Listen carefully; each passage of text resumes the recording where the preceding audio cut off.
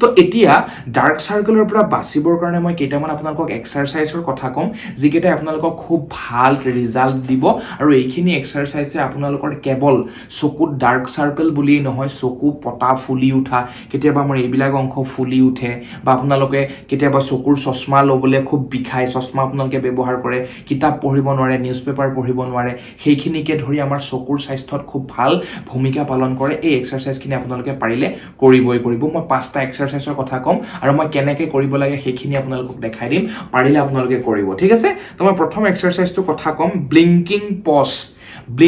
pause যেটো আমাৰ হয় ব্লিংকিং পজত আপোনালোকে কি কৰিব লাগিব আপোনালোকৰ চকু চেলাউৰি আপুনি নৰমেলতকৈ অকনমান ওপৰলৈ দাঙি ল'ব দাঙি লোৱাৰ পিছত চকুটো বাৰে বাৰে টিপা টিপি কৰি থাকিব তো মই দেখাই দিছো চাব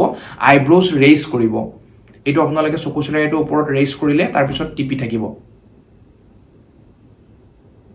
এই বস্তুটো মানে চকু চেলাউৰি প্ৰথমত ওপৰলৈ দাঙি ল'ব বা ৰেইজ কৰি ল'ব তাৰ পিছত চকুটো বাৰে বাৰে টিপি থাকিব মই আকৌ এবাৰ কৰি দেখাইছো চাব মই চকু চেলাউৰি প্ৰথমত ৰেইজ কৰিম তাৰ পিছত মই টিপিম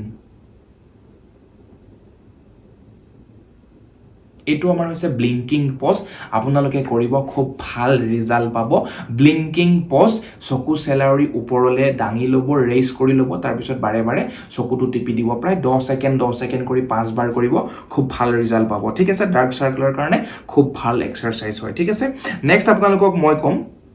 ভি আই পজ বুলি ভি এইটো আমাৰ আনে যেনেকৈ ভি হয় তো ভি আই পজ এইটোত আপোনালোকে কি কৰিব ভি নিচিনাকৈ আপোনালোকৰ দুখন হাতৰ দুটা আঙুলি ভি বনাই ল'ব ভি বনাই লোৱাৰ পিছত আপোনালোকে এইখিনিৰ পৰা এই চকুৰ শেষলৈকে চকুৰ নাকৰ ওচৰত য'ত আৰম্ভ হয় তাৰ পৰা শেষলৈকে আপোনালোকে এনেকুৱা ধৰণে ধৰি ল'ব ঠিক আছে ধৰি লোৱাৰ পিছত আপোনালোকে চকু হালে কি কৰিব ওপৰলৈ চাব চকুটো মুদি দিব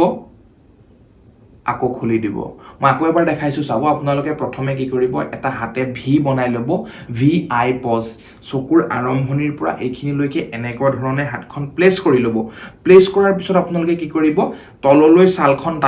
টানি লৈ চকু হালেৰে ওপৰলৈ চাব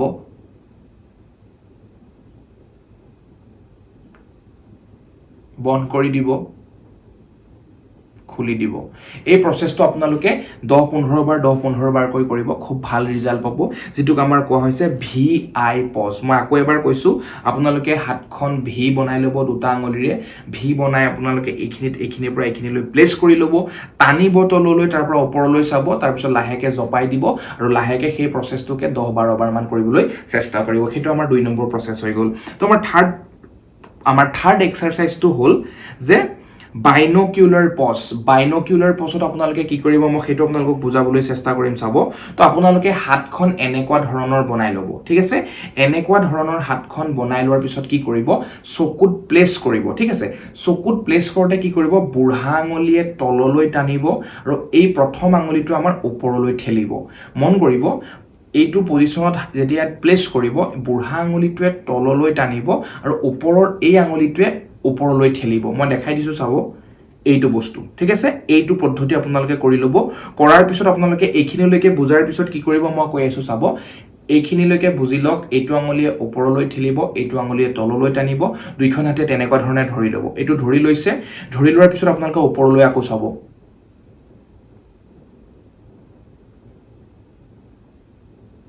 জপাই দিব চকুটো খুলি দিব তো এই বস্তুটো আমাৰ হৈ গৈছে বাইনোকুলাৰ পজ তো আপোনালোকে হাতখন এনেকুৱা ধৰণে প্লেস কৰিব বুঢ়া আঙুলিটোৱে তললৈ ছালখন টানি ল'ব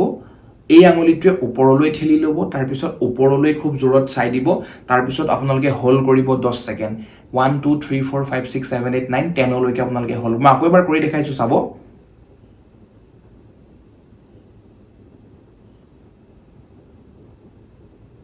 1 2 3 4 5 6 7 8 9 10 okay close এৰি দিব সেই প্ৰসেসটো আপোনালোকে 10 বাৰ কাউন্ট কৰি হোল্ড কৰিব তেনেকৈ 10 বাৰ কৰিব খুব ভাল ৰিজাল্ট পাব তো এটো আমাৰ থাৰ্ড এক্সাৰসাইজ আছিল 4 নম্বৰ এক্সাৰসাইজটো আমাৰ হৈছে আই ৰিলেক্সিং আসানা তো আপোনালোকে কৰিব লাগিব সেইটো কি কৰিব আপোনালোকে চাব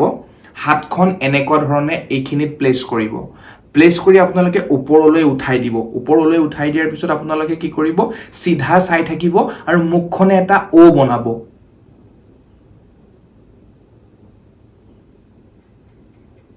10 সেকেন্ড হোল্ড কৰিব তাৰ পিছত লাহেকে এৰি দিব মই আকৌ এবাৰ দেখাইছো চাব আপোনালোকে হাতখন এইখিনিত প্লেচ কৰি লব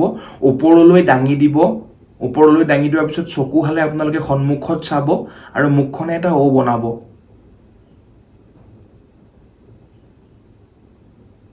10 সেকেন্ড এনেকৈ ও এনেকৈ থাকি হোল্ড কৰিব তাৰ পিছত এৰি দিব তো হেতু আমাৰ হৈ গল 4 নম্বৰ এক্সাৰসাইজ ঠিক আছে তো হেতুক আমাৰ কোৱা হয় আই ৰিলেক্সিং এক্সাৰসাইজ বা আসনা বুলি কোৱা হয় ঠিক আছে তো আমাৰ 5 নম্বৰটো হৈছে কাপিং পজ কাপিং পজটো আপোনালোকে কি কৰিব আপোনালোকে এটো জনাটো উচিত আপোনালোকৰ এই হাতৰ অংশখিনি গৰম কৰিব খুব ঘহি হাতখন আপোনালোকে গৰম কৰি লব ওপৰৰ 4টা এক্সাৰসাইজ কৰাৰ পিছত আপোনালোকৰ এই অংশখিনি গৰম হোৱাৰ পিছত চকুত এনেকৈ দিব চকুত তেনেকৈ দিয়াৰ পিছত আপোনালোকে কি কৰিব সেই গৰম ভাৱটো চকুত লাগিবলৈ দিব আৰু হেতুক আমাৰ কোৱা হয় কাপিং পজ বুলি আপোনালোকৰ চকুৰ কাৰণে স্বাস্থ্যৰ কাৰণে খুব ভাল এক্সাৰসাইজ বিশেষকৈ ডাৰ্ক সাৰ্কেল আপোনালোকে যদি এইখিনি বস্তু ৰেগুলাৰ মেইনটেইন কৰে দুমাহত বা মই 45 ডেজ বা 1 মান্থৰ কথাই কম কেতিয়াবা দেখা পোৱা যায় 21 ডেজতো খুব ভাল ৰিজাল্ট পোৱা যদি আপুনি গুটে এক্সাৰসাইজ খিনি ৰেগুলাৰ বেসিছত কৰে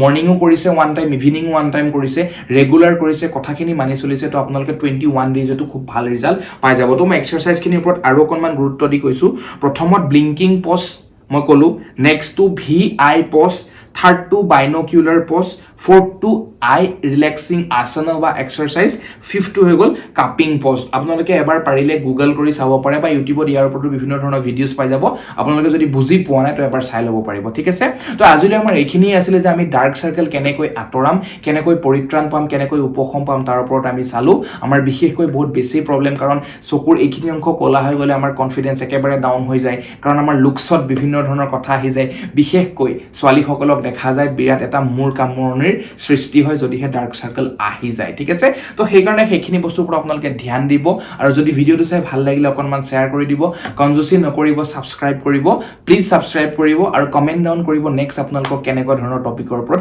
ভিডিও লাগে ধন্যবাদ থাকিল